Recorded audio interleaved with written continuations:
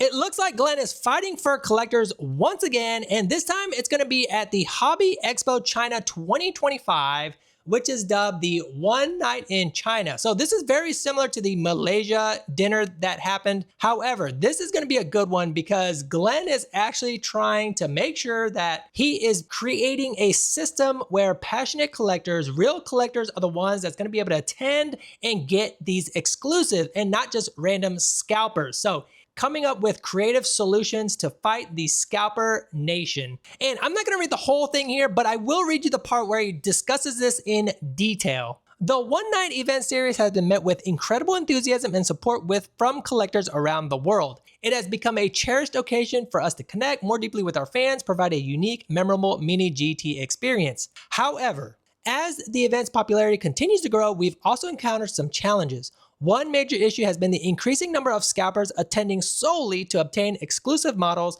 without any real passion for the Mini GT brand. To protect the spirit of the event and ensure a more meaningful experience for our true fans, our China partner has decided to adopt a real name selection and invitation code system for this year's registration process. Now, he goes on to say that, it could be a little bit more inconvenient and could be a little bit more complex, but he promises that this is probably a great way to try and fight those that are just there for the products and reselling opportunities. Now, this necessarily doesn't stop the ones that do get in, go through their process and do it and get the product, but it could filter out and weed out a lot of them. How is this process going to work, right? Because you've got a real name selection and invitation code system. And I think what Glenn is going to do is that the real name system is going to essentially have a registration process where the person has to put their first and their last name. And I'm thinking that when people show up at the event, you will have to show your ID, passport, or some sort of identification that matches what you registered for.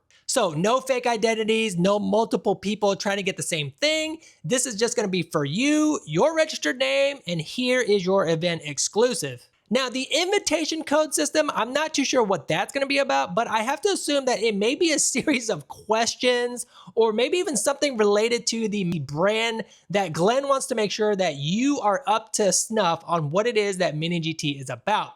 So it could be a series of questions talking about this and that pertaining to Mini GT. Submit all those questions. Maybe you've got to get a certain number of them right, and then you can be invited to come to the event in conjunction with the real name selection process. He's also got a section in there for photos, so to make sure that photos can be shared. If you've got pictures with Glenn that you've done in the past to show that you love the brand, that's going to be another area that's going to convince people to give you an opportunity to go to this event. You've even got to submit a story, something that relates to you and Mini GT that you have to write out as part of the application process. So that just vets more collectors and fans of Mini GT to ensure that they're only getting people that love the brand. And hopefully, this is going to get rid of scalpers as much as possible. Again, not a one-all, be-all, because even scalpers could be dedicated followers of Mini GT, but hopefully this discourages a lot of it because of all the extra effort that goes into registering for it.